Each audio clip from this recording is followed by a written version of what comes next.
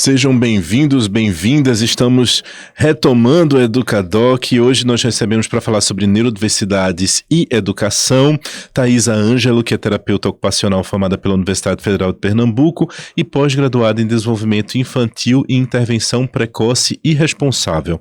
Técnica pela Inclusão Eficiente Nordeste, também atua como assessora e consultora em inclusão escolar. Thaisa, seja muito bem-vinda. Muito obrigada. Nara Carolina Matos Sandes, também é terapeuta ocupacional, graduada pela Universidade Federal de Pernambuco, é pós-graduada em terapia ocupacional pediátrica e é responsável técnica pela inclusão eficiente na região Nordeste. Também atua como assessora e consultora em inclusão escolar. Nara, seja muito bem-vinda. Obrigada, Algo, muito obrigada. Nara e Thaisa, o que seria a Inclusão Eficiente Nordeste? Inclusão Eficiente é a nossa empresa, né? Onde ela possui duas vertentes de trabalho, sendo ela uma direcionada à capacitação de recursos humanos, onde trazemos profissionais que trazem temáticas sobre inclusão, reabilitação, né? A gente acredita muito nessa questão da importância da capacitação de quem está lá na ponta trabalhando, né, dentro do ambiente, nesse caso, educacional. E também uma outra vertente do nosso trabalho é estar prestando assessoria e consultoria, né, para o processo de inclusão da pessoa com deficiência. Uhum. Atualmente, a gente tem um público infanto-juvenil, né, então a gente faz as visitas, a gente faz de uma maneira colaborativa com as equipes de trabalho na área da educação, processos que viabilizem a inclusão daquele sujeito, né, dentro da escola, né, digamos assim. Bacana. E vocês trabalham também com a formação de profissionais. Isso. E onde estariam esses profissionais? Nas escolas? Onde eles atuariam, basicamente? No caso, esses profissionais é quem tem desejo e quem está trabalhando com esse tipo de público. Então, geralmente, quem está, né, nessas capacitações são os professores, acompanhantes terapêuticos pedagógicos, pessoas que têm o desejo de melhorar o seu fazer, né, diário, assim como também outros cursos para a área de terapia ocupacional, fisioterapia, fono, enfim. Interessante. Uma curiosidade, acontece das famílias estarem nesse processo de formação, porque eu vejo hoje, por exemplo, nas pós-graduações de educação especial, educação inclusiva, muitas mães e muitos pais estudando, né, para poder entender melhor esse universo dos filhos. Muitos isso acontece? Perguntam, né? Vocês aceitam pais?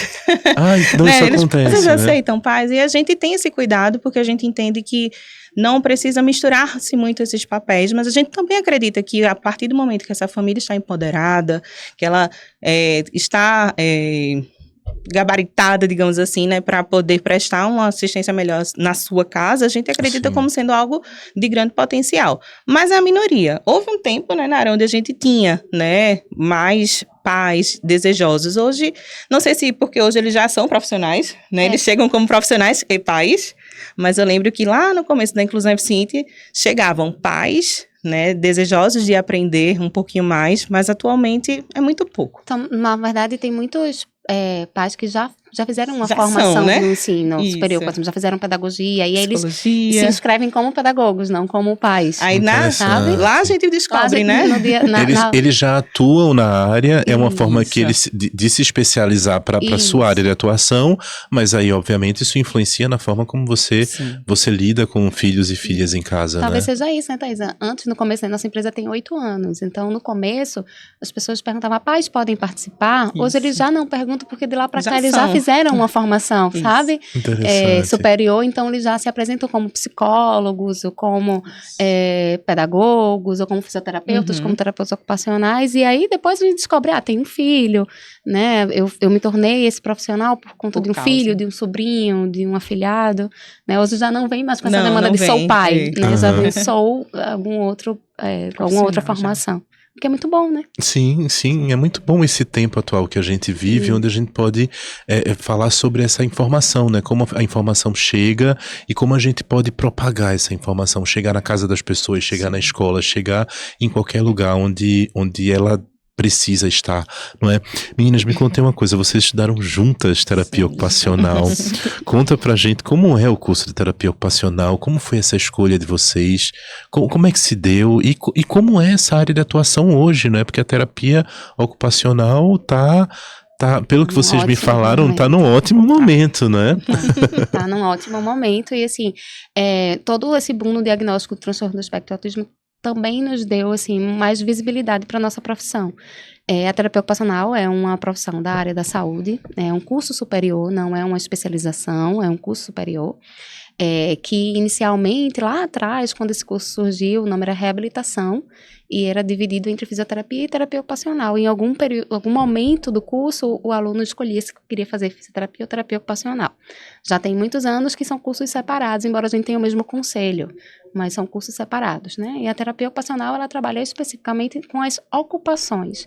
Ocupações estão relacionadas a tudo que você faz no seu dia a dia, dentre as suas atividades mais simples até as mais complexas, que a gente chama de atividades de vida diária, atividades instrumentais de vida diária, essas próprias atividades laborais. Então, desde a hora que você acorda, como é que você escova seu dente, como é que você veste sua roupa ou tira sua roupa, como você toma banho, como você se alimenta, como você penteia seu cabelo, como você coloca sua roupa na máquina para lavar, ou você lava sua roupa no tanque, como você prepara uma refeição.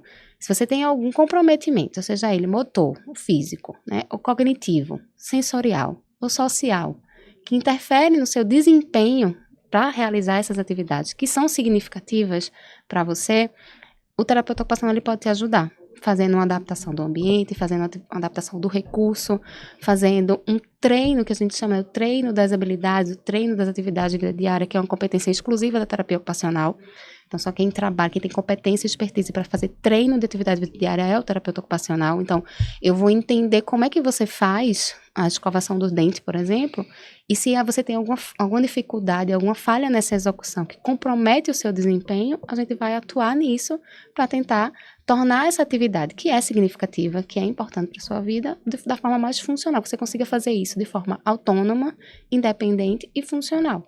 E a gente vai avaliar diferentes, né, fatores que possam estar influenciando nesse desempenho. Então, é uma dificuldade que você tem motora para pegar a sua escova e abrir a pasta e graduar a força que você tem que colocar, a quantidade de pasta necessária na sua escova.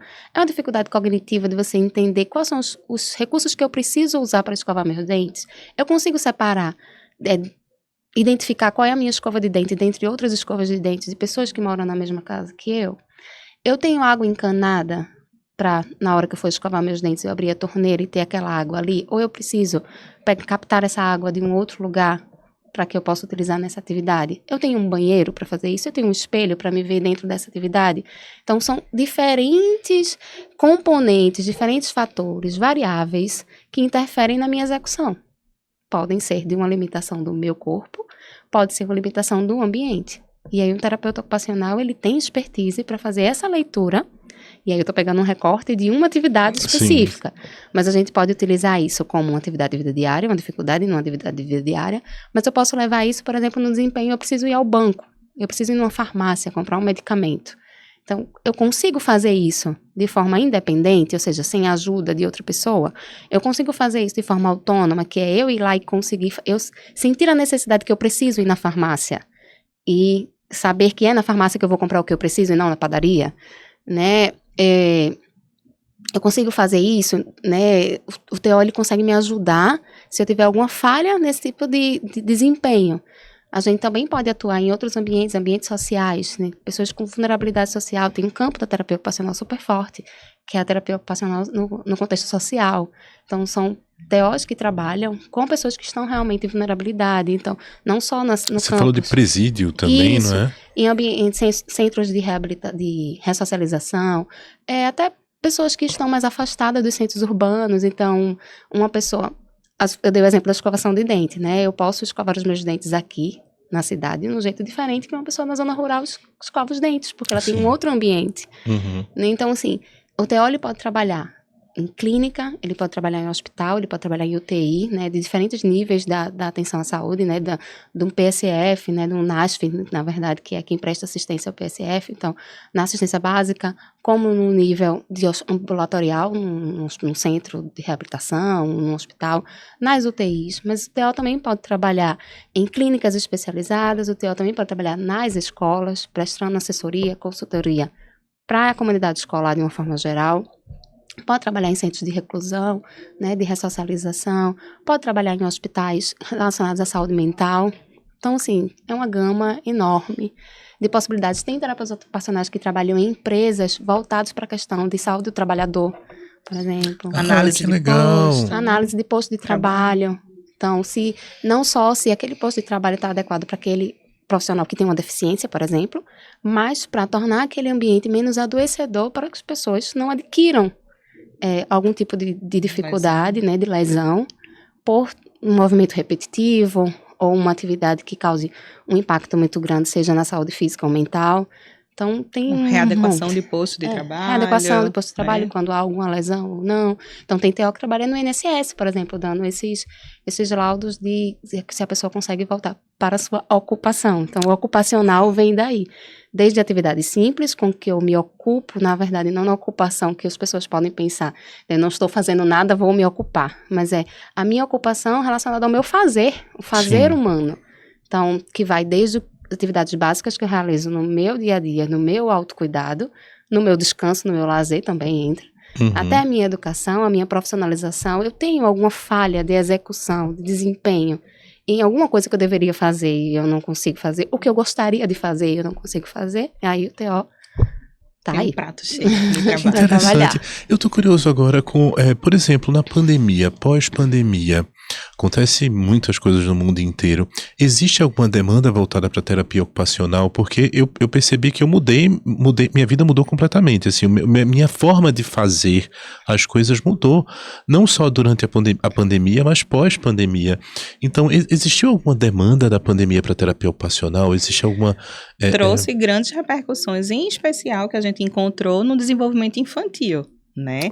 Na fase em que aquela criança precisaria estar explorando os espaços sociais, né? Estando em ambientes coletivos, né? Aprendendo aos pares, que é tão importante, ela foi tolhida dessa experiência. Então, foi notório a gente encontrar alteração no desempenho ocupacional dessas crianças por estarem reclusas, né? Às vezes atrasos de linguagem, né? Atrasos motores. O uso da tela excessivo, né? Claro, a criança, né? Que não casa, pôde... A tela acabou sendo, né? Não, foi para todo mundo sobreviver. Até no campo educacional, porque a gente passou uma vida dizendo que as crianças não podiam ter acesso à tela.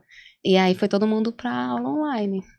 Sim. E os que não tinham acesso, exato, né? E os que não tinham esse acesso ficaram sem uma ter, demanda social, né? Por não ter um instrumento, alguma coisa, ficaram sem ter receber esse tipo de aprendizado. Então, no campo infantil, foi notório que houve um impacto no desempenho ocupacional dessas crianças. E no adulto também, né? De todo modo, quando a gente pensa nas questões mentais, nas ansiedades, na depressão, que impacta diretamente nesse fazer humano, né? E aí, de uma maneira interdisciplinar, multidisciplinar, terapia ocupacional, juntamente com o psicólogo, com o psiquiatra, que vai estar ali ajustando aquele terreno, para poder tornar esse indivíduo ativo novamente, né? Houve um impacto realmente... Porque eu imagino que houve uma mudança ali de rotina, né? Algumas pessoas não conseguiam, esse pós-pandemia, elas não conseguiram se readaptar ao retorno à vida social. Sim. Né? Vou perguntar para vocês agora especificamente sobre escola, né? Como é que esse processo inclusivo, ele pode ser implementado de forma eficaz em ambientes educacionais para garantir que todos os alunos, independentemente de suas habilidades ou necessidades, tenham acesso igualitário às oportunidades de aprendizagem? A gente até falou um pouquinho sobre acessibilidade, não é? É legal a gente falar que essa acessibilidade, ela não é só física, não é? E vocês podiam falar um pouco sobre isso, né? Sobre luz, sobre barulho, sobre... Não é? É um trabalho árduo, né, contínuo, né, um processo que a gente falou antes, não se alcança a inclusão é o caminho, é o percurso que a gente trata, né, quando a gente fala o espaço ideal, o ambiente ideal, soa até como uma utopia, porque é multi, né, fatorial, o processo da inclusão, né? E aí, quando a gente para pensar, existem muitos fatores que vão estar repercutindo, né, positivamente ou negativamente nesse processo de inclusão daquele estudante.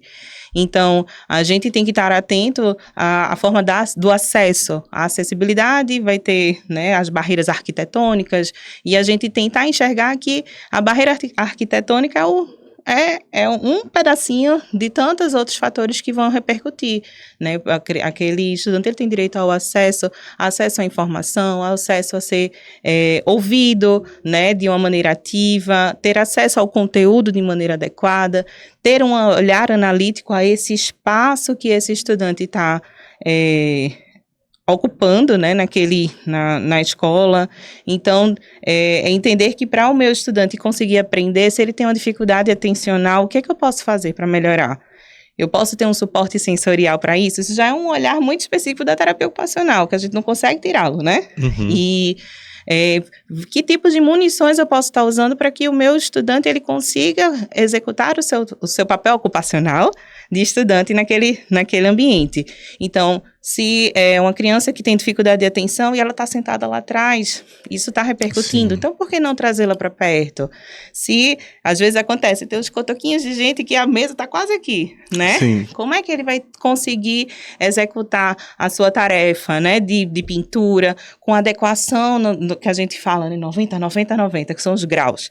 Isso é uma maneira na estrutura do corpo, que é importante que o tornozelo esteja apoiado no chão, né, que esse joelho esteja em 90 graus, que essa criança ela vai conseguir corresponder de uma maneira melhor, ela vai segurar na tesoura de uma maneira melhor. Se ela tiver, né, baixinha aqui, repercute. Então, a gente tem que pensar, né, no processo de inclusão, fazendo essa análise multifatorial, desde de derrubar as barreiras arquitetônicas, como as atitudinais, né, de ter um pouco de sensibilização mesmo daquele porteiro que está lá, né, recebendo, até a parte do professor, da gestão, e é um trabalho de formiguinha, é um trabalho árduo, contínuo, né, mas que quando se há o desejo, a gente consegue melhorar muito, né, esse desempenho como um todo. Quais seriam as barreiras que hoje vocês identificam nas escolas que para vocês é uma coisa muito marcante? Só um exemplo. Para mim é muito marcante, enquanto barreira arquitetônica, a coisa do som nas escolas. Eu trabalhei em muitas escolas que tinham uma parede assim, era toda de combogóis, e a outra parede era com janelas. Aí eu ficava, minha voz fazia isso, assim, na quinta-feira eu não tinha mais voz. Isso para mim, enquanto professor. Mas esse som que se vai, ele também vem de fora para dentro, não é? Quais seriam as barreiras mais comuns hoje que vocês encontram nos espaços educacionais, que talvez nem sejam físicas? Existem... Romeu Sasaki, que é um estudioso sobre acessibilidade voltado à educação, ele fala sobre diferentes áreas da acessibilidade. Então, ele fala da acessibilidade arquitetônica, essa que Thaisa falou, que é a que permite o acesso, né, à estrutura física da escola, mas existem barreiras metodológicas, por exemplo, relacionadas a qual é o tipo de metodologia que essa escola usa para avaliar essas crianças, né, qual é a metodologia que se usa para passar o conhecimento e para avaliar esse conhecimento, né, se a criança aprendeu ou não aprendeu.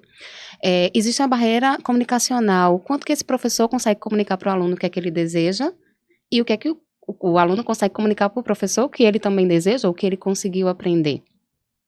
E além da barreira atitudinal, que é como que essa comunidade escolar enxerga esse aluno com deficiência nas suas potencialidades e nas suas dificuldades e como que ela se prontifica a ajudar.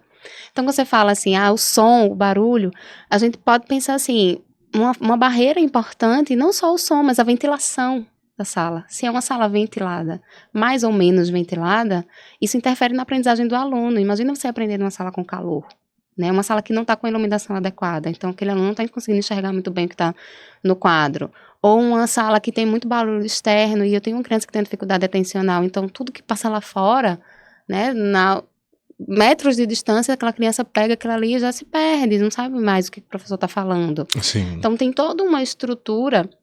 Muitas vezes a gente não vai conseguir modificar, a estrutura da escola, mas a gente pode pensar em recursos junto com os professores, junto com a gestão da escola, né? O terapeuta ocupacional dentro do contexto escolar, ele não vai chegar lá e dizer, olha, faça isso, isso e isso. Dizer, o que a gente tem de recursos? O que a gente pode fazer? Será que a gente pode colocar esse aluno numa posição dentro da sala de aula que ele receba menos estímulos, ou que os estímulos que desorganizam ele em específico esse indivíduo, porque o outro pode ser outros estímulos, o coleguinha pode ser outros estímulos que desorganizem. Mas que a gente pode colocar ele numa posição na sala que esses estímulos cheguem de uma forma mais graduada para ele.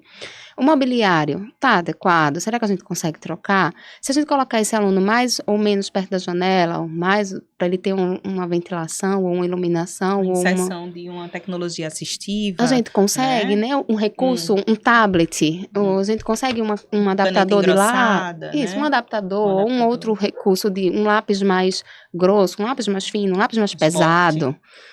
Tudo isso interfere na aprendizagem do aluno. Tudo isso são barreiras que a criança que tem deficiência, e a gente arrisca dizer assim, não é só a criança que tem deficiência, hoje a gente tem um número muito grande de crianças que não possuem um laudo oficial, né, um laudo de um médico, por N questões. Quando a gente fala da rede pública, a dificuldade é o acesso à saúde. Então, o debate da educação inclusiva, ela também passa pelo acesso à saúde. Sim. Quando a gente pega, assim, professores que chegam com um discurso muito validado de, mas eu tenho um aluno, ele não tem diagnóstico, a gente sinaliza para a família que precisa levar no médico, mas a família ainda não levou, a gente está sem saber o que essa criança tem e tudo mais, então a gente fala, não de um processo de uma dificuldade na inclusão escolar, não é uma demanda da educação, é uma demanda que passa para a saúde.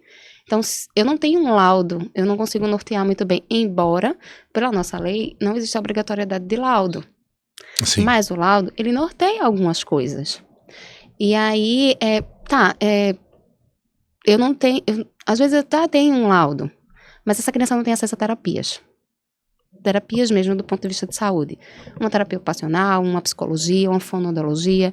E aí eu tenho um aluno extremamente desorganizado, porque o corpinho dele está desorganizado naquele ambiente. A escola é um ambiente de múltiplas estimulações. Então tem um estímulo auditivo, tem um estímulo visual, tem um estímulo social que às vezes pode causar uma sobrecarga para essa criança. Mas aí eu tenho uma criança que ela não é acompanhada tecnicamente fora dali. Então, se a saúde está falhando, a educação não vai conseguir dar conta sozinha. Uhum. Então, muitas vezes a gente fala assim, o problema da educação inclusiva não é necessariamente a educação inclusiva, é a educação e a saúde. Se a saúde estiver funcionando, se essa criança estiver fora da escola, acesso a terapias, com certeza ele vai vir um aluno mais disponível para aquele ambiente. E quando a gente consegue fazer essa interface saúde, educação, quando os profissionais da saúde conseguem encontrar um ponto de conversa com os profissionais da educação, ajudando nessa capacitação desses professores, desses gestores, da comunidade escolar como um todo, né? Quando os profissionais que têm uma expertise um pouco maior relacionada ao desenvolvimento da criança, a gente consegue juntar com o saber do professor, que é muito maior do que o nosso, no processo de aprendizagem, a gente fala isso, né? Diz assim, eu posso saber até um pouquinho mais sobre desenvolvimento motor, desenvolvimento sensorial, desenvolvimento cognitivo, mas quem sabe sobre desenvolvimento da aprendizagem é o professor. Então, eu não vou conseguir intervir na escola se eu não tiver o professor para me dizer assim, o processo da aprendizagem é esse, vem aqui comigo. É o campo de atuação dele, né? Isso, então até a gente sempre reforça nos cursos e tudo mais, nas formações que a gente faz, que a gente diz, quando a gente entra numa escola, eu estou entrando na casa do outro. Já aconteceu situações com a gente, no nosso processo de assessoria, de quando a gente chegava numa escola, os professores ficavam assustadas e faziam assim, a fiscal chegou. Espiões, não, a fiscal. Uma vez a professora se referiu a mim assim, como se fosse uma fiscal. Eu disse, meu Deus, não fiscalizo nem a minha vida. Mas assim, a gente não pode ser visto como profissionais que vêm de fora, entra na escola e dita regra para aquele professor. Diz assim, olha, você tem que fazer uma adaptação do material, você tem que fazer adaptação disso, você tem. Quando a gente sabe que tem inúmeros fatores que contribuem para a dificuldade desse processo educacional. Por isso que a gente levanta muito a bandeira da consultoria colaborativa, que é uma consultoria sistemática. Então, você vai lá, você sensibiliza aqueles profissionais, você dá as orientações iniciais, você pensa junto e você faz estudo de caso. Porque aquele aluno precisa de acompanhamento. Ele não é um recurso que vai resolver todos os problemas. E nem é uma receita de bolo, né? Todos os autistas vão fazer uso desse tipo de estratégia, não. João, Maria, isso. Cada um vai ter sua peculiaridade. E aí tem que ter um olhar bem refinado para isso, para que seja realmente eficiente. Efetivo, né? E vocês falaram que professoras e professores têm buscado estudar mais, buscado...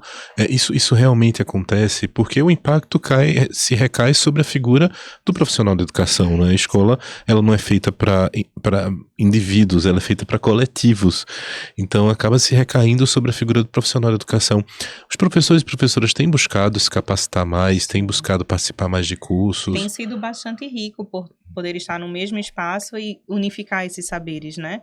E aí, por mais que a gente traz uma temática como o autismo e inclusão escolar, e a gente consegue ver uma sede, um desejo ainda mais, assim, um pouco melhor do que anos atrás, né? Mas eu acho que entrou também num patamar de que, como a gente anteriormente estava falando, tem se chegado a essas informações, eles já estão numa fase de entendimento, de compreensão, está faltando agora essa mão na massa, sabe? A parte teórica, eu acho que crescemos muito. A gente viu os professores ocupando esses espaços, né? Recebeu-se também essa capacitação pelo Estado, pelo município, né? De alguma forma, a gente conseguiu visualizar.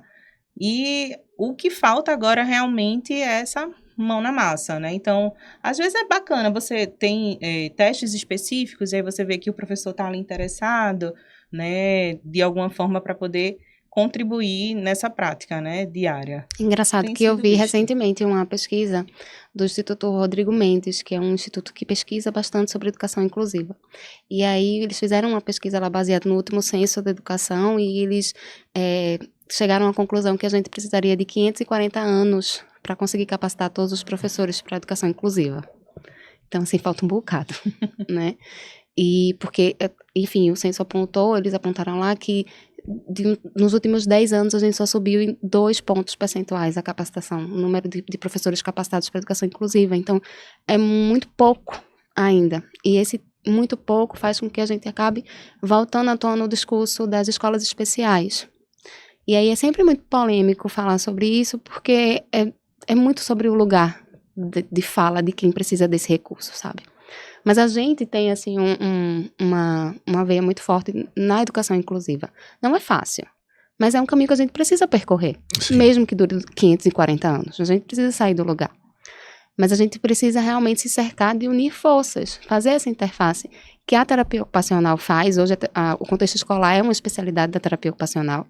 Então, a gente está capacitado pelo nosso conselho a atuar nesses espaços educacionais, né, a pensar que adequações, estrutura física, adequações sensoriais, né, que elaborações a gente pode construir junto com a comunidade escolar, que assistência a gente pode dar, inclusive para as famílias, para dar a estimulação necessária em casa, para que na escola a gente tenha um resultado um pouco melhor.